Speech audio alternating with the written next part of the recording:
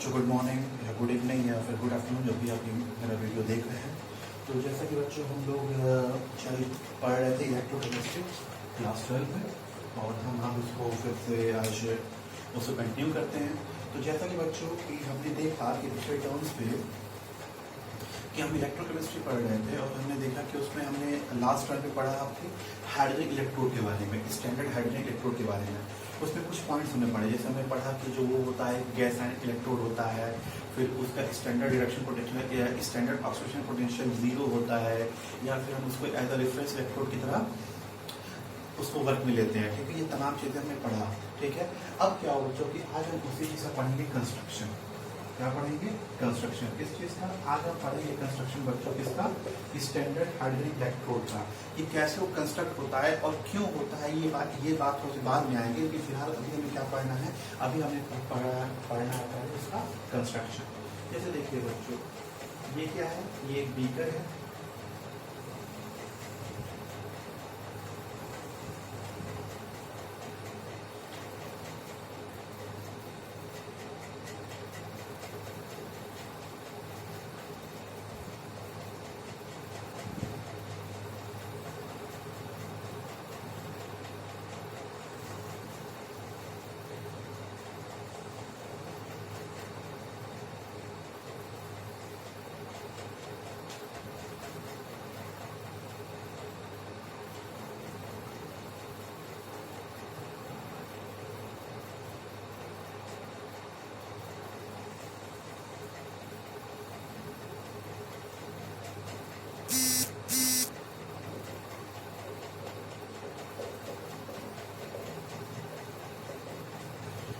देखिए भैया, देखिए बच्चों, ये सब क्या है?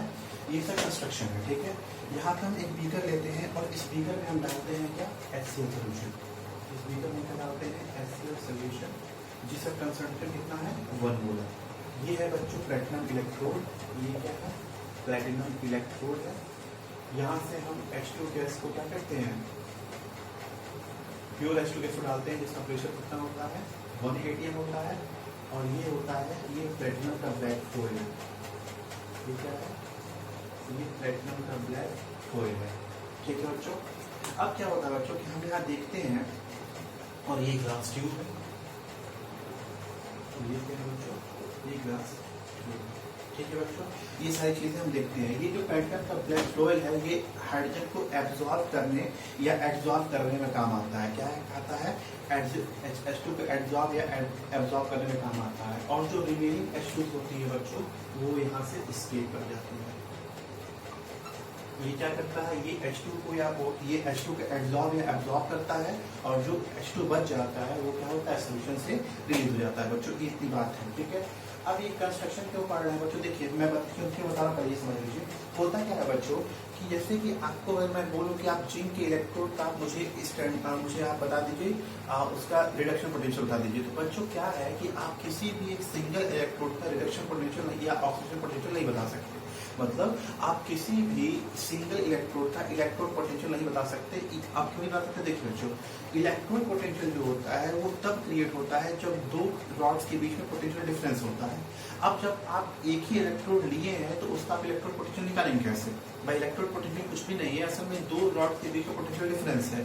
अब जब आप सिंगल एक रॉड लेके चल रहे हैं तो आपके पास कोई पोटेंशियल डिफरेंस है ही नहीं। तो किसी रॉड का पोटेंशियल डिफरेंस निकालने के लिए हम हाइड्रोजन इलेक्ट्रोड का इस्तेमाल करते हैं, और ये इसका कंस्ट्रक्शन है। इसी वजह से इसको क्या बोलते हैं? Reference electrode. इसी वजह से इसको 0 मानते हैं, और हम ये देखते हैं कि जो और इलेक्ट्रोड है वो H2 के रेफरेंस में कैसा है। तो इस वजह से इसको हम रेफरेंस इलेक्ट्रोड कहते हैं, और यही रीजन है कि इसको हम 0 मान के चलते हैं। यही रीजन है ये जो आप पढ़ रहे हैं। ठीक है बच्चों, अब सपोज करिए कि जो है क्या कैमरे में दिख रहा है? बिल्कुल हाँ, ठीक बच्चों, बिल्कुल साफ दिख रहा है। चलिए बच्चों, अब हम क्या करेंगे बच्चों? यहाँ पे हमें क्या देखना है? अब हम देखेंगे यहाँ पे,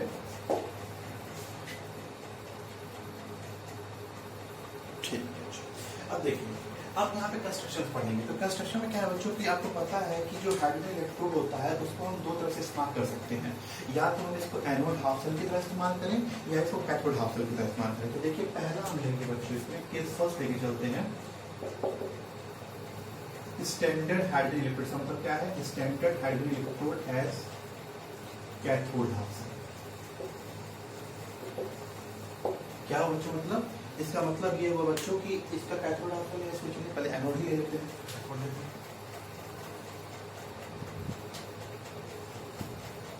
क्या हुआ बच्चों? इसका मतलब हुआ बच्चों कि जो स्टैंडर्ड हाइड्रोजन इलेक्ट्रोड है उसको कैसे ले रहे हैं हम? उसको ले रहे हैं एनोड हाफ सेल। ये एनोड लिखा हुआ है, अभी तो दिख रहा है, मैं लिख दूंगा। इसको क्या है बच्चों?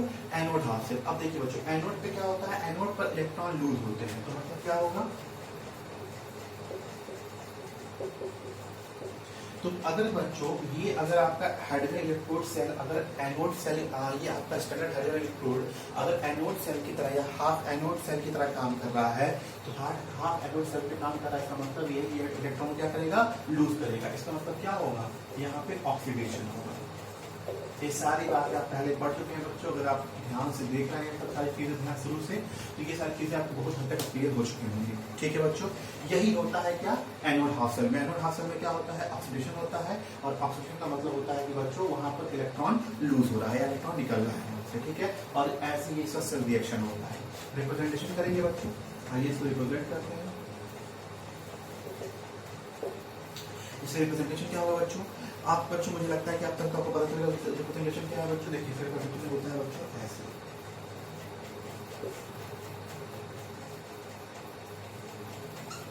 ये इसका क्या है बच्चों? ये इसका रिप्रेजेंटेशन है। ठीक है, प्लेटिनम से जो हाइड्रोजन इलेक्ट्रॉन एब्जॉर्ब हुआ है, और यहाँ पे क्या है? H प्लस क्या है? ये बात क्लियर है बच्चों? आपको पता है कि इसको हम माने हैं, इसका प्रेशर कितना है? 1 atm, और इसको हम मान के चलते हैं बच्चों कि इसका मान के चलते हैं जो इसका कंसंट्रेशन वो कितना है? Cm। यहाँ पे सर कितना मान के चलते हैं बच्चों हम? Cm। अब बच्चों एक चीज और पता है, ये चीज बच्चों हमने क्या बोला? हमने बोला है कि IUPAC ने कह दिया है कि हाइड्रोजन इलेक्ट्रोड का स्टैंडर्ड ऑक्सीजन पोटेंशियल या स्टैंडर्ड रिडक्शन पोटेंशियल क्या होता है? 0 होता है। ठीक है, तो ये क्या है? ये इसका स्टैंडर्ड ऑक्सीडेशन पोटेंशियल है। ये क्या है? इसका स्टैंडर्ड ऑक्सीजन पोटेंशियल है, और ये क्या हो रहा है? 0 हो रहा है। ठीक है, तो ये रिप्रेजेंटेशन है इसका, और यहाँ पे इसको 0 मानते हैं। और ये 0 क्यों मानते हैं? क्योंकि IUPAC ने ऐसा कहा है कि इसको हम 0 मान के चलेंगे, इसमें बहुत ज्यादा दिमाग लगाने की बात नहीं है, इसको नोट कर लीजिए। ठीक है बच्चों, फिर से मैं समझा दूं, ये प्लेटिनम इलेक्ट्रोड है, यहाँ पे प्लेटिनम का ब्लैक बार लगा है। आपने क्या किया? यहाँ से H2 गैस दिया, कुछ H2 गैस यहाँ से क्या हुई? एब्जॉर्ब हो गई, और बाकी जो H2 गैस थी वो क्या हो गई? रिलीज हो गई। यहाँ इस बीकर में एसिड का सोल्यूशन है जिसका कंसंट्रेशन है 1 मोलर। यहाँ से आप H2 गैस दे रहे हैं, इसका प्रेशर है 1 atm, और यहाँ पे और ये एनोड, अगर ये ऐसा एनोड हाफ सेल बनाएंगे, मतलब यानी कि आपके पास कोई इलेक्ट्रोड है, और उस इलेक्ट्रोड में आपको क्या निकालना है? आपको निकालना है इलेक्ट्रोड पोटेंशियल इसके रिफरेंस में। तो इसको आप एनोड हाफ सेल की तरह बनाएंगे, उसको आप कैथोड हाफ सेल की तरह बनाएंगे, और अपना कैलकुलेशन करेंगे। इसको नोट कर लीजिए। चलिए, अब बच्चों मुझे अगर इसको कैथोड हाफ सेल की तरह करते हैं तो मुझे लगता है कि इसमें कोई बहुत दिक्कत अब आपको नहीं होगी। अगर इसको एज कैथोड हाफ सेल करते हैं तो पता है बच्चों कैथोड हाफ सेल पे क्या होता है? कैथोड हाफ सेल पे होता है रिडक्शन। कैथोड हाफ सेल पे क्या होता है? रिडक्शन होता है बच्चों। और अगर कैथोड हाफ सेल पे रिडक्शन हो रहा है तो मतलब वहां पर क्या हो रहा है? वहां पर हो रहा होगा बच्चों, देखिए अगर ऑक्सीडेशन में इलेक्ट्रॉन लूज होते हैं तो रिडक्शन में इलेक्ट्रॉन क्या होते हैं? एक्सेप्ट किया जाता है। यही होगा। रिप्रेजेंटेशन कर लीजिए, इसका रिप्रेजेंटेशन क्या होगा बच्चों? इसका रिप्रेजेंटेशन हो जाएगा, इसका रिप्रेजेंटेशन हो जाएगा H plus AQ PT H2, और ये क्या हो जाएगा? H प्लस H2, और ये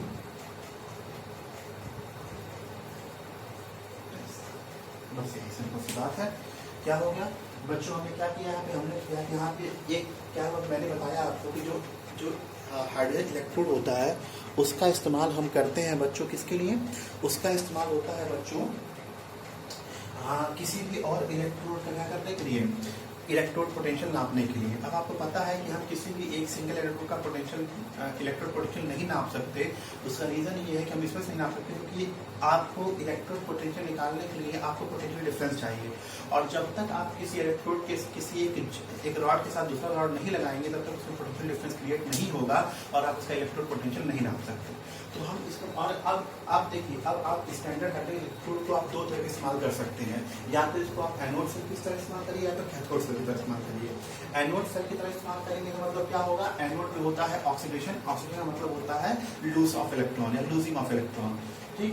एनोड का मतलब क्या होता है, लूजिंग ऑफ इलेक्ट्रॉन, और एनोड का क्या होता है, ऑक्सीडेशन। तो वो अभी आप देख चुके हैं। अगर आप इसको कैथोड सेल की तरह, कैथोड हाफ सेल की तरह इस्तेमाल करना चाहते हैं तो यहाँ पर क्या होगा, इलेक्ट्रॉन को एक्सेप्ट करेगा, यहाँ पे क्या होगा, इलेक्ट्रॉन को एक्सेप्ट करेगा और रिप्रेजेंटेशन क्या हो जाएगा इसका ये, और इसका स्टैंडर्ड रिडक्शन पोटेंशियल भी क्या होगा, जीरो। तो इसका रिडक्शन स्टैंडर्ड ऑक्सीडेशन पोटेंशियल और इसका स्टैंडर्ड रिडक्शन पोटेंशियल दोनों क्या होता है बच्चों, दोनों जीरो होता है।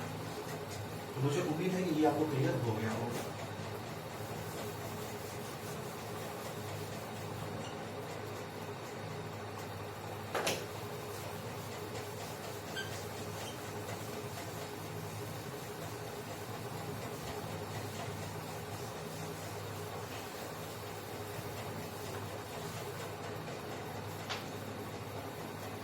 चलिए अब इस पे आधारित एक क्वेश्चन है,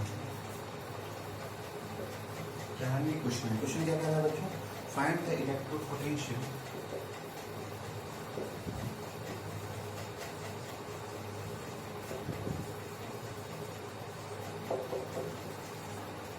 find the electrode potential at 25 degrees Celsius for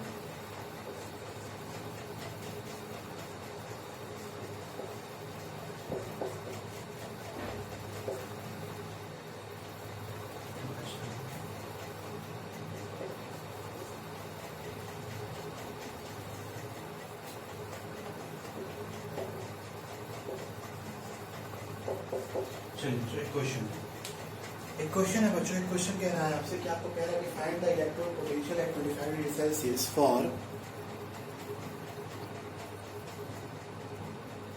बच्चों ये यहाँ पर आपको करना दिख रहा हो,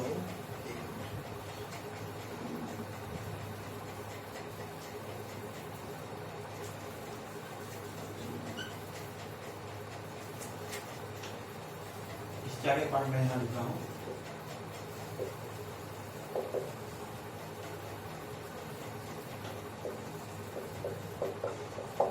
दिख रहा है, हाँ बिल्कुल दिख रहा है, ठीक है बच्चों।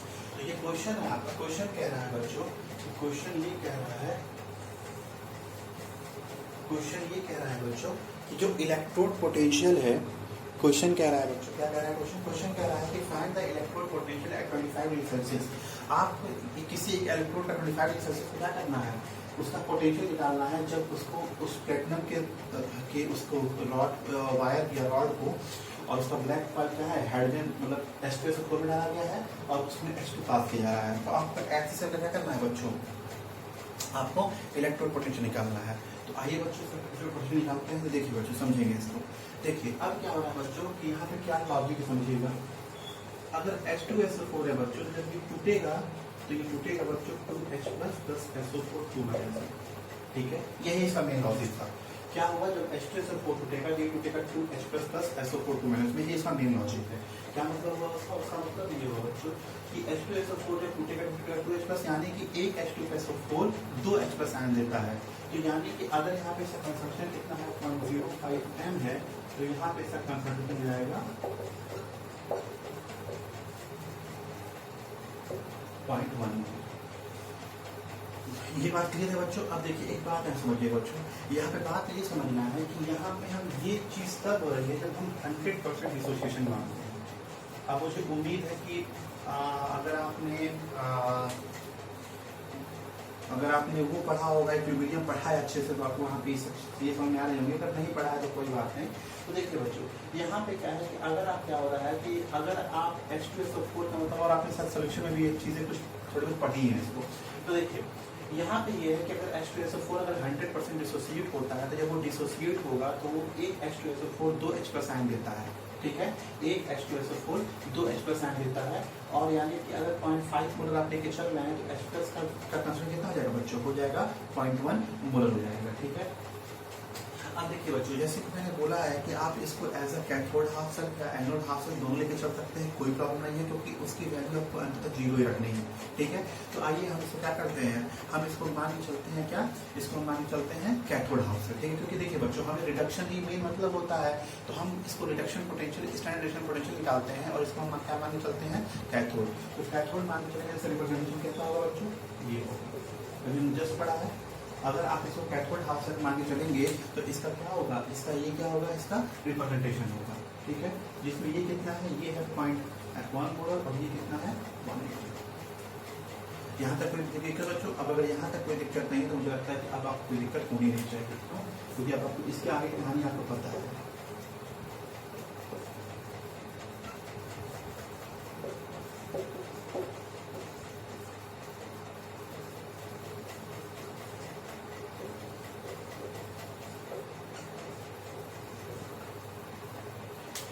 ये सोल्यूशन आइए आपको जाना लग रहा होगा, ये क्या है बच्चों, ये आपका क्या है, नॉर्थ इक्वेशन है। ये क्या है बच्चों, आपका नॉर्थ इक्वेशन है।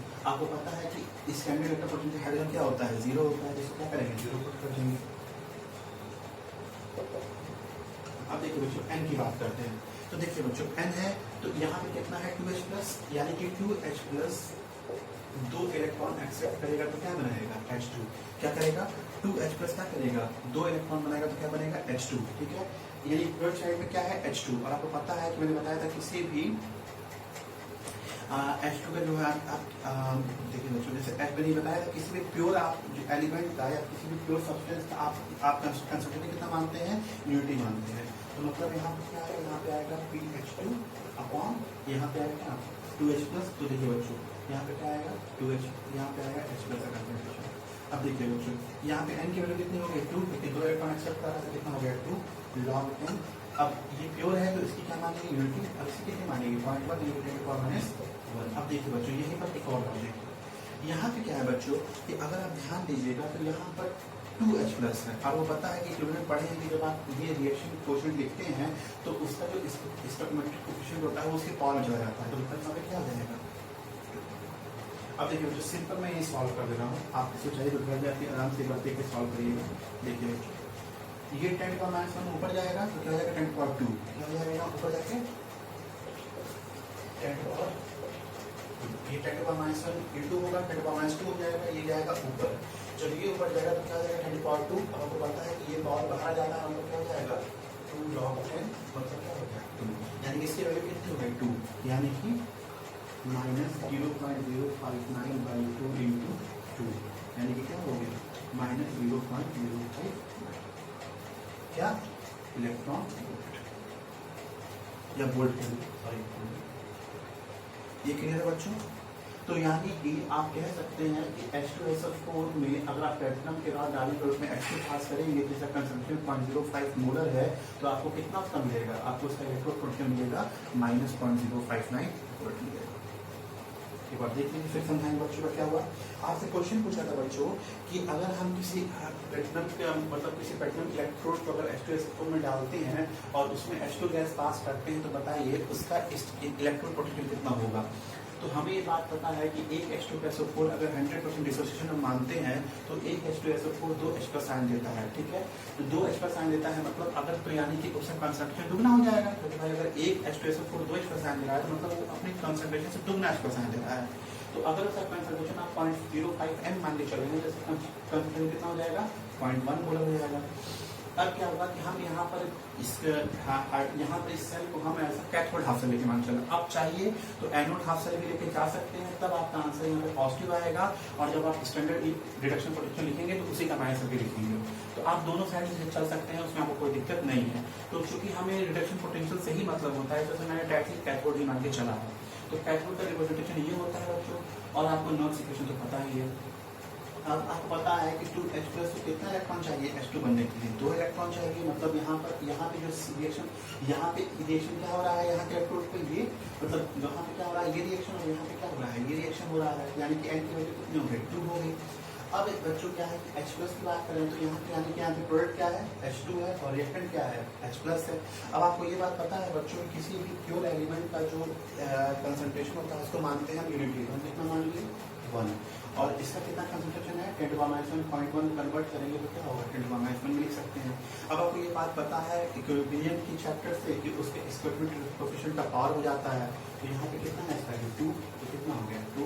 इसको सॉल्व किए हैं तो कितना आ गया -0.59 वोल्ट।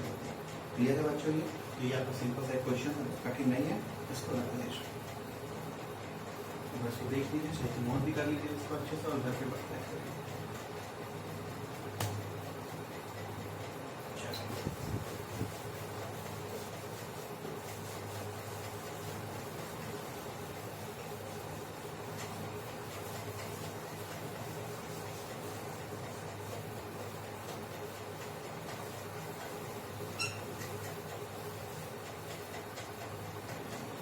चलिए बच्चों, मुझे लगता है ये बात क्लियर हो गई होगी। आइए एक और क्वेश्चन लगाते हैं तो आपको और ज़्यादा ये चीज़ें क्लियर होंगी, ठीक है। आइए देखिए अगला क्वेश्चन क्या कर रहा है। अगला क्वेश्चन क्या है बच्चों, क्वेश्चन ऐसे लिखा, फाइंड द इलेक्ट्रोड पोटेंशियल।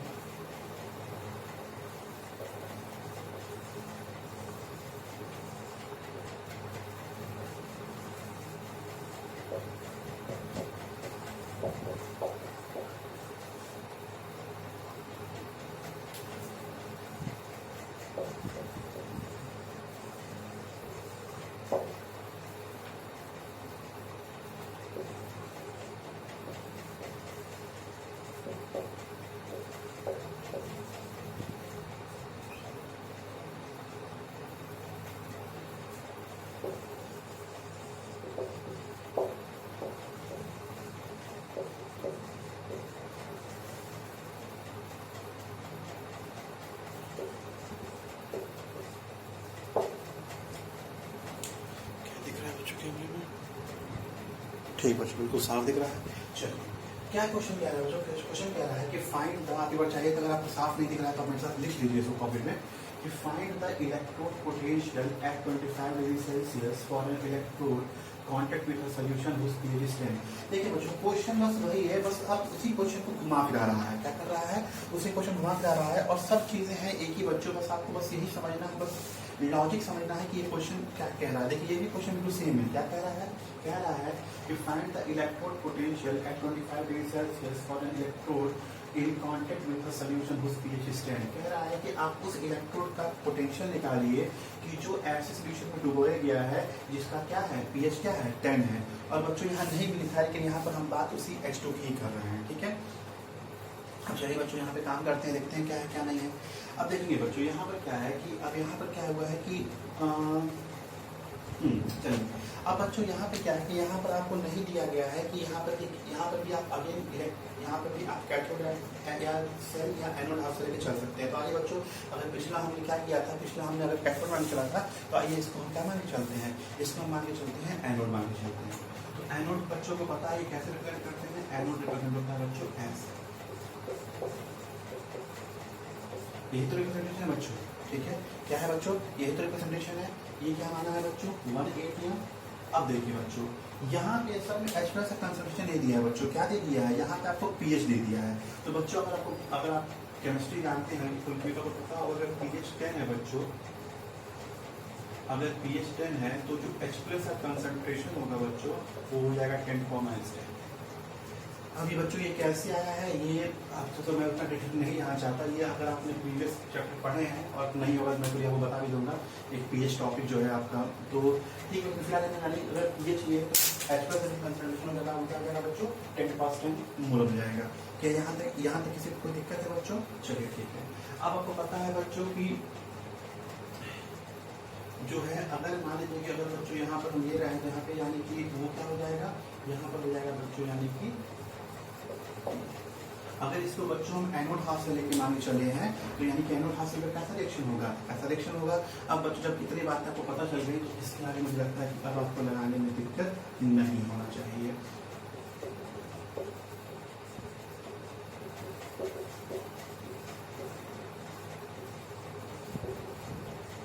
देखिए बच्चों, पिछले वाले को अगर अब यहाँ पर ये रिएक्टेंट है और ये प्रोडक्ट है, मतलब ये प्रोडक्ट है और ये क्या है, रिएक्टेंट है। ये बच्चों बस यही हमें समझना है, और इसको लिखने का और अच्छा तरीका है कि इसको ऐसे लिख दिया PH2, ये ज़्यादा अच्छा तरीका है। ठीक है, अब बच्चों देखेंगे क्या मतलब है इसका। अब ये तो 0 हो जाएगा, पता ही है आपको, आइए इसको सॉल्व कर लेते हैं। आगे बच्चों n की वैल्यू 2 ही होगी क्योंकि 2 इलेक्ट्रॉन यहाँ से निकल रहा है। अब देखिए बच्चों, यहाँ पे H प्लस की कंसंट्रेशन कितना है, 10 - 10, और इसका स्टेबिलिटी कोएफिशिएंट कितना है, 2, तो यहाँ पे 2 कर देंगे। और ये अगेन क्या है, 2 है, तो इसे क्या मानेंगे, यूनिट। यहाँ तक किसी को कोई दिक्कत बच्चों? अब आइए सॉल्व कर लेते हैं। ये सॉल्व करेंगे बच्चों तो क्या आएगा, देखिए बच्चों, ये 10⁻20 हो जाएगा, 20 बाहर आ जाएगा, और ये हो जाएगा बच्चों आपका, हम मुझे लगता है कि 0.5 में आना चाहिए। तो देखिए बच्चों, इसे सॉल्व करिए तो क्या हो जाएगा, ये 20⁻10, इसे सॉल्व करिए एक बार, देखिए क्या आंसर आ रहा है आपका।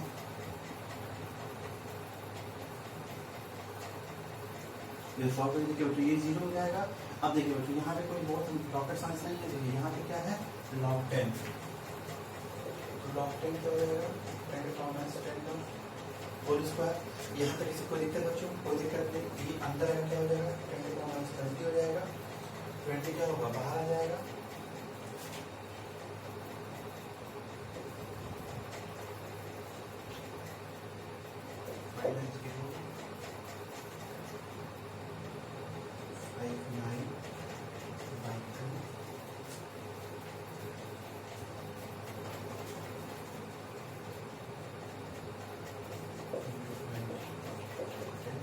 बच्चों इसका आंसर मेरे हिसाब से आना चाहिए -95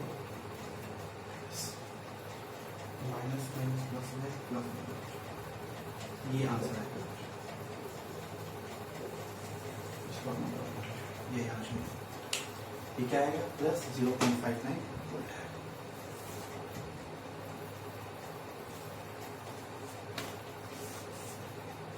तो मतलब ये कब की बात हो रही है बच्चों, जब कंसंट्रेशन कितना था, 10⁻10 मोलर था। जब कंसंट्रेशन कितना था, 10⁻10 मोलर था, तो आंसर कितना आ गया, इतना आ गया। अब बच्चों ये क्या है, ये आपका ऑक्सीडेशन पोटेंशियल है।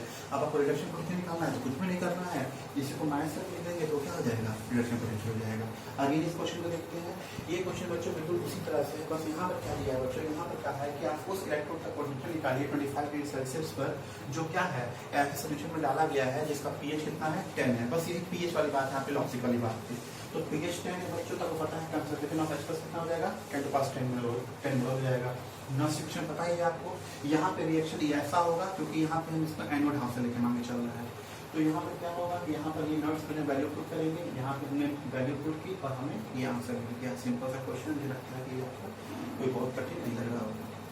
चलिए बच्चों, मुझे उम्मीद है कि आ गया होगा, तो इसको आप नोट कर लीजिए, अगर मन करके स्क्रीन शॉट ले लीजिए, कोई दिक्कत नहीं है।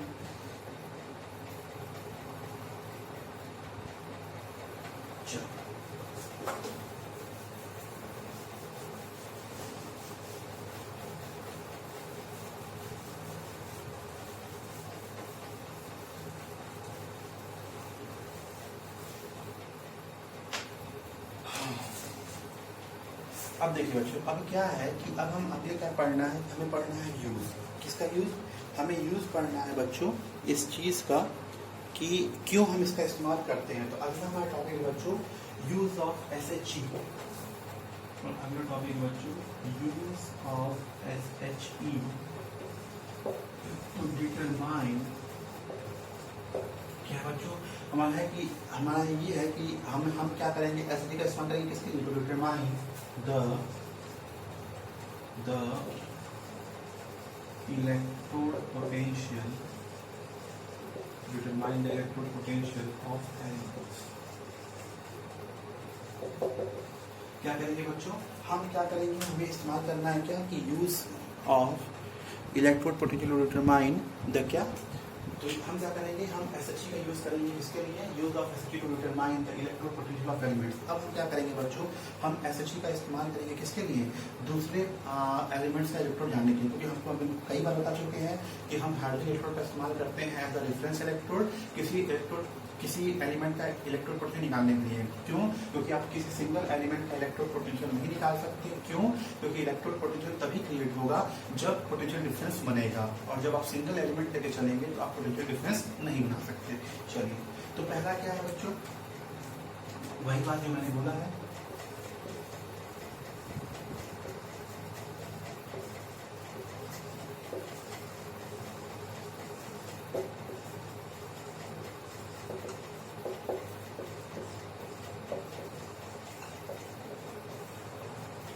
पहला क्या है बच्चों, पहला क्यों इसे यूज करते हैं, इसे यूज इस वजह से करते हैं बच्चों कि one can never find electrode potential of single element. आप कभी भी सिंगल एलिमेंट का इलेक्ट्रोड पोटेंशियल नहीं पता कर सकते।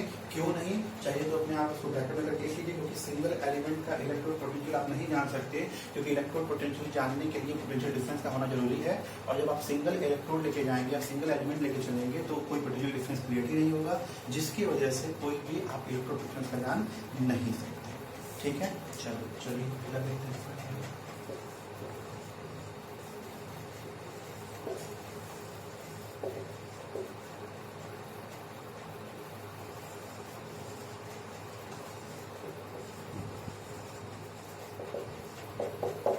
अगला क्या है बच्चों, अगला क्या है कि हम क्या करते हैं कि तब हम जब अगले बात तो क्या हमारे हमें किसी एक एलिमेंट का ही निकालना है। अब देखिए बच्चों, आप सोचिए क्यों हाइड्रोजन।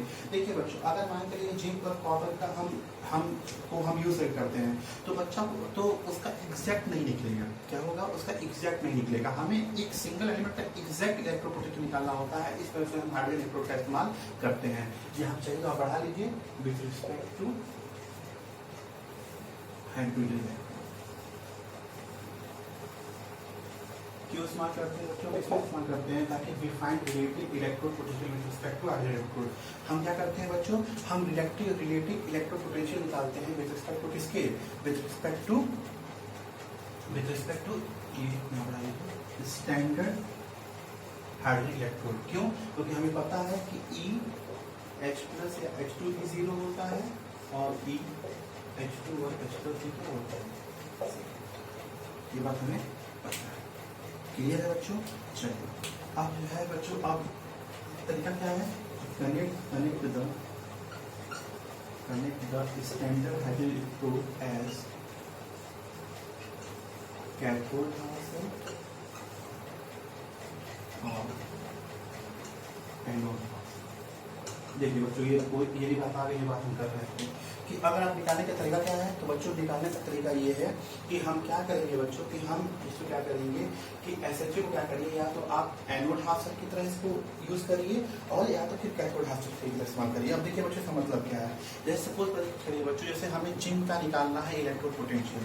अब जब अगर आप शुरू से ये वीडियोस देख रहे हैं या शुरू से आप इलेक्ट्रोकेमिस्ट्री की पढ़ाई कर रहे हैं, तो मैंने आपको कई बार बताया था कि जब कभी भी अगर आप जिंक को लेते हैं तो जिंक वाला जो बीकर होता है, जो जिंक रॉड वाला जो बीकर होता है, वो हमेशा होता है बच्चों लेफ्ट हैंड साइड में। क्या बोला था बच्चों?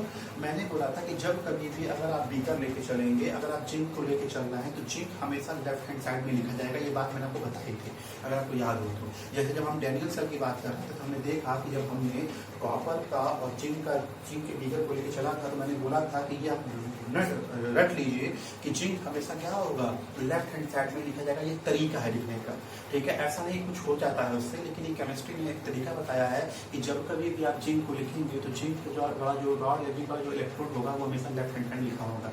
तो देखिए बच्चों, अब लेफ्ट हैंड साइड में क्या होता है एनोड हाफ सेल होता है। तो बच्चों, अगर आपको जिंक एलिमेंट का अगर आपको निकालना है, अगर electrode potential with respect to standard hydrogen electrode, तो वहां पे आपकी मजबूरी है कि आपको SHA को कैथोड हाफ सेल मान के चलना पड़ेगा। क्यों? क्योंकि एनोड की तरफ तो क्या होगा, जिंक होगा। लेकिन मैं वही बोलूँ कॉपर का, तो आपको ये बात पता है बच्चों कि जब कभी भी कॉपर लिखा जाएगा तो कॉपर हमेशा लिखा जाएगा कहाँ पर, राइट हैंड साइड में, जैसे कि डैनियल सेल में था। तो अगर आपको मैं बोलूँ कि कॉपर का निकालना है तो वहां पर क्या करना पड़ेगा बच्चों, वहीं पर स्टैंडर्ड हाइड्रोजन इलेक्ट्रोड क्या करना पड़ेगा, वो करना आपको जोड़ना पड़ेगा कहाँ पर, आपको जोड़ना पड़ेगा as a anode half cell. ठीक है, फिर मैं दोबारा बोलता हूँ, जैसे बच्चों की SHA को आप कैथोड हाफ सेल और एनोड हाफ सेल दोनों तरह से इस्तेमाल कर सकते हैं। क्यों कर सकते हैं? उसका रीजन ये है बच्चों कि कुछ एलिमेंट्स ऐसे होते हैं जो हमें as a cathode as a anode काम करते हैं, और कुछ एलिमेंट्स ऐसे होते हैं जैसे एज अ कैथोड काम करते हैं। जैसे जिंक हमेशा जब भी होगा तो वो एनोड हाफ सेल की तरह इस्तेमाल होगा। तो उसके लिए आपको SHE को कैथोड हाफ सेल मान के चलना पड़ेगा। वहीं पे कॉपर जब भी होगा तो वो कैथोड की तरह एक्ट करेगा, कैथोड हाफ सेल की तरह एक्ट करेगा, तो वहाँ पे आपको SHE को as a anode half cell लेके चलना पड़ेगा। तो मुझे लगता है बच्चों ये आपकी बात बहुत हद तक क्लियर होगी। इस लास्ट स्टेटमेंट का मतलब क्या है, तो दोबारा देख लेते हैं बच्चों कि आप कभी सिंगल एलिमेंट का इलेक्ट्रोड पोटेंशियल नहीं फाइंड कर सकते। क्यों, मैं बता चुका हूँ। सेकंड कि आपको क्या है कि आपको अब अगर आपको इलेक्ट्रोड पोटेंशियल कभी भी निकालना होगा तो हमेशा किसी के रेफरेंस में निकालना होगा। तो हम क्या करते हैं, हाइड्रोजन के रेफरेंस में इस वजह से निकालते हैं क्योंकि चूंकि हाइड्रोजन का जीरो हम मान के चलते हैं, तो इस वजह से उसका निकालने से क्या होता है कि हमें किसी एक इलेक्ट्रोड पोटेंशियल की एग्जैक्ट वैल्यू मालूम चलती है जीरो के रेफरेंस में। ठीक है। और अगला क्या है बच्चों कि SHE को आप as a cathode half cell और या एनोड हाफ सेल की तरह कनेक्ट करके आप किसी का भी इलेक्ट्रोड पोटेंशियल निकाल सकते हैं। कब कैथोड कब एनोड करेंगे, मैंने अभी तुरंत आपको डिस्कस किया है। तो मुझे लगता है बच्चों ये चीज़ आपको क्लियर बहुत हद तक हो गई होगी। चलिए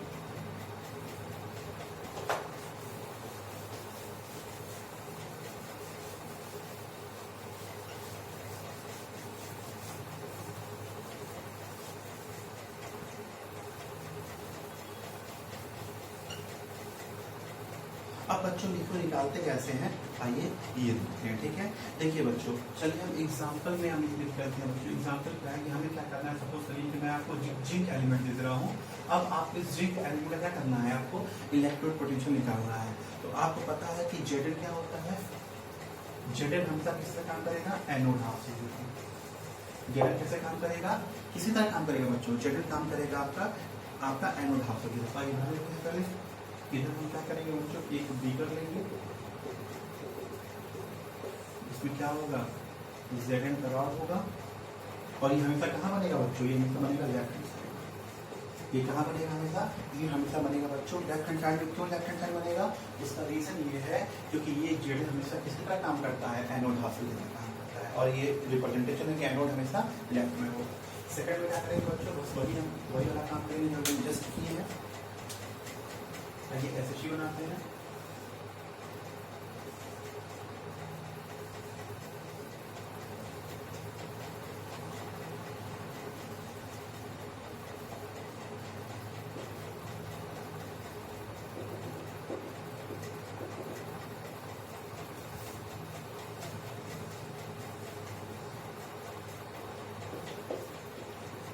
बच्चों मैं इंडिकेशन नहीं दे रहा हूँ आपको, आपको पता है कि ये क्या है, ये आपका क्या है, ग्लास ट्यूब है, ये आपका प्लेटिनम इलेक्ट्रोड है। ठीक है बच्चों, ये आपका प्लेटिनम इलेक्ट्रोड है, यहाँ से H2 जाता है और ये एसिड सोल्यूशन है, जिसका कंसंट्रेशन कितना है 1 मोलर।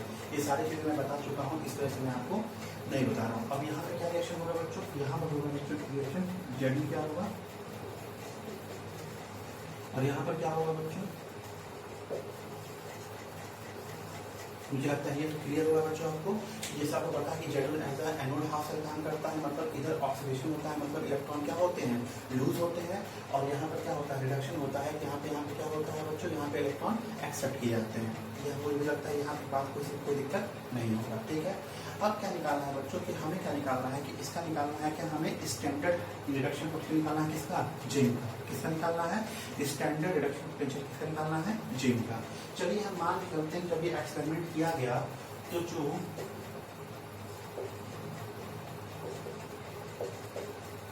चलिए ये मान लेते हैं, लेट कर लेते हैं। ठीक है, लेट हमने क्या किया बच्चों, लेट हमने ये कर लिया बच्चों कि जब हमने जिंक का स्टैंडर्ड इलेक्ट्रोड पोटेंशियल निकाला तो हमने माना को कितना आ रहा था, x वोल्ट आ रहा था। क्या माना हमने, x वोल्ट। कितना माना हमने, x वोल्ट।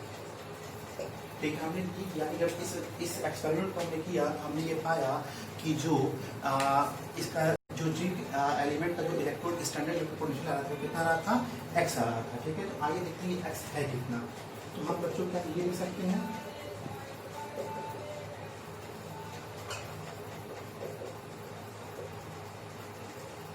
ये हम रिडक्शन पोटेंशियल के टर्म में बात कर रहे हैं। मुझे लगता है बच्चों अब ये सारी चीजें हम आपको बहुत ज्यादा वो नहीं कर रहे होंगे, दिक्कत नहीं कर रहे होंगे। क्यों, क्योंकि इस वजह से दिक्कत नहीं कर रहे होंगे बच्चों, क्योंकि अब आपको पता है बच्चों कि यहाँ पर ये चीज आपको पता है कि ये आपको ई सोल्यूशन का फॉर्मूला क्या होता है, ई कैथोड माइनस ई एनोड होता है। ठीक है बच्चों, कैथोड पे क्या है बच्चों, कैथोड पे है आपका क्या, कैथोड पे है बच्चों आपका H2, और एनोड पे क्या है बच्चों, एनोड पे है आपका Zn। अब ये बच्चों क्या है, 0, क्योंकि हम आपको पता है ये बात। 0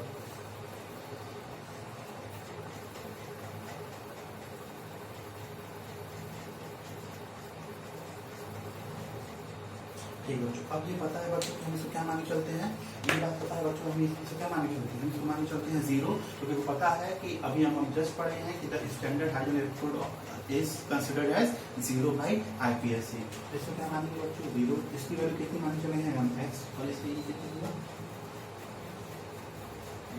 यानी कि इस हिसाब से देखा जाए बच्चों ई जीरो टू प्लस और जेड कितना आएगा -6। क्लियर हुआ, यानी कि स्टैंडर्ड हाइड्रोजन इलेक्ट्रोड की जो वैल्यू आएगी विथ रेफरेंस टू एचएसयू कितने आएगी, -x आएगी।